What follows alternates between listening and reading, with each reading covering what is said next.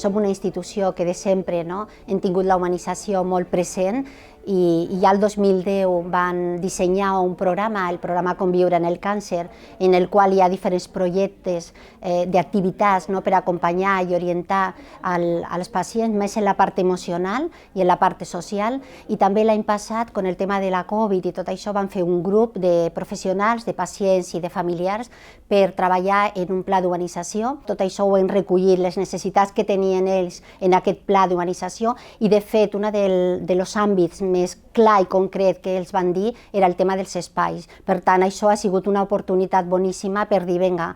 comencem a transformar d'alguna manera els hospitals i els centres sanitaris per fer-lo més confortable,